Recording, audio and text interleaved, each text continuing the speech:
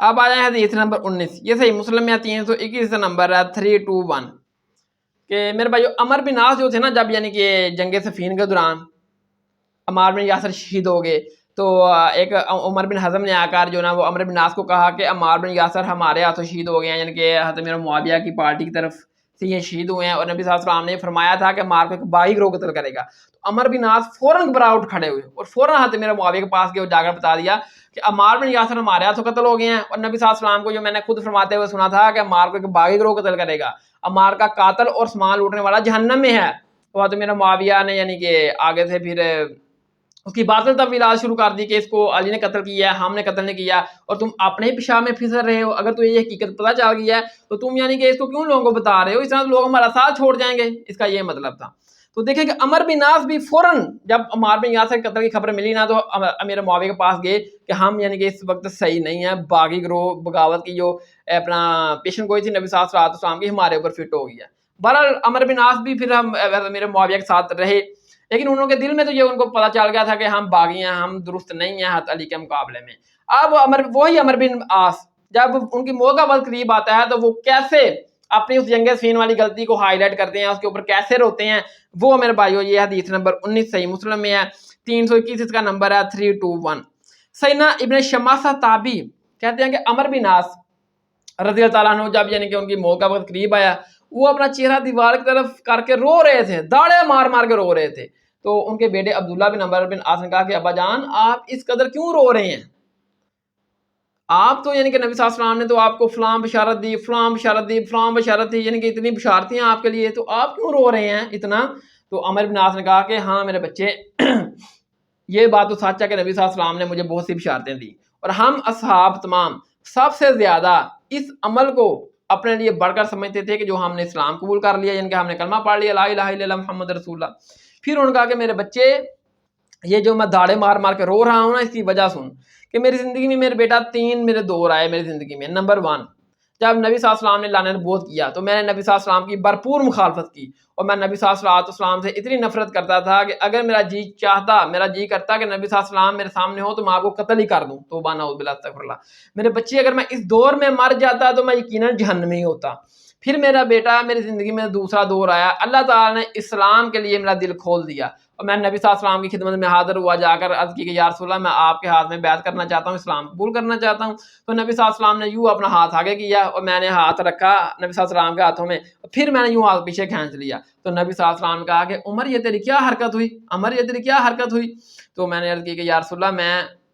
ایک شرط عائد کرنا چاہتا ہوں اسلام قبول کرنے سے پہلے۔ تو نبی صلی اللہ علیہ وسلم نے فرمایا کہ ٹھیک ہے بول تو تیری کیا شرط ہے؟ میں نے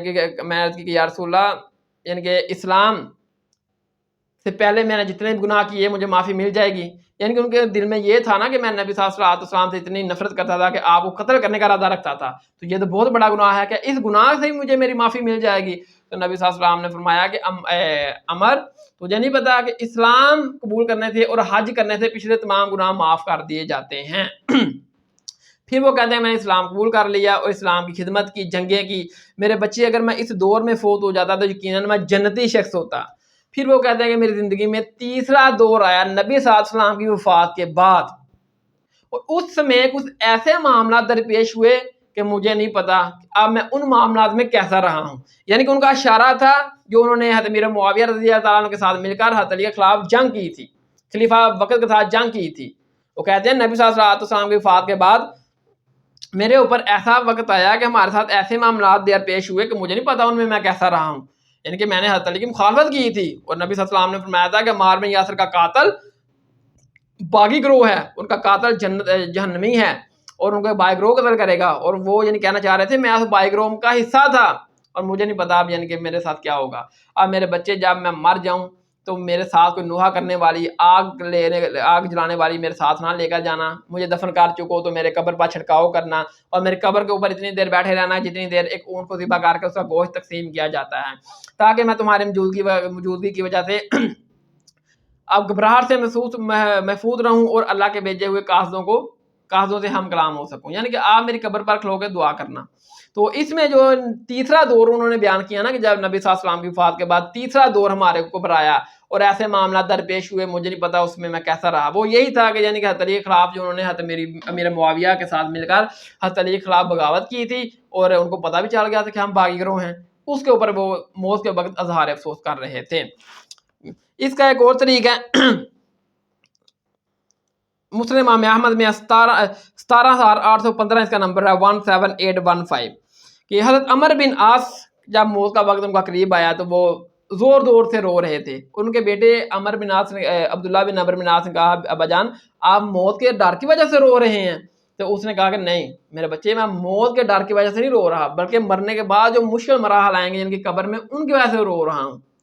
फिर उन्होंने बयान किया कि बेटा मेरी ज़िंदगी में 3 दौर आए। पहले दौर में मैं नबी सल्लल्लाहु अलैहि वसल्लम से नफरत करता था, आपको कत्ल करना चाहता था। फिर दूसरा दौर, अगर मैं इस दौर में मर जाता तो मैं जहन्नमी होता। फिर दूसरा दौर आया कि मैंने इस्लाम कबूल कर लिया, नबी सल्लल्लाहु अलैहि वसल्लम से मोहब्बत करता था और मैं नबी सल्लल्लाहु अलैहि वसल्लम से इतनी मोहब्बत करता था इस्लाम कबूल करने के बाद कि अगर मैंने जी बार कर नबी सल्लल्लाहु अलैहि वसल्लम का चेहरा नहीं देखा। अब देखिए वो कहते हैं कि इस्लाम कबूल करने के बाद मैं नबी सल्लल्लाहु अलैहि वसल्लम से इतना अदब, इतनी मोहब्बत, इतनी आपकी तज़ीम करता था कि नबी सल्लल्लाहु अलैहि वसल्लम को ये मैंने कभी इस तरह आंख भर के देखा ही नहीं था। और अगर कोई मुझे ये कहे कि अमर बिन आस सहाबी रसूल रहा है, नबी सल्लल्लाहु अलैहि वसल्लम का साथी रहा है और नबी सल्लल्लाहु अलैहि वसल्लम दिखने में कैसे थे,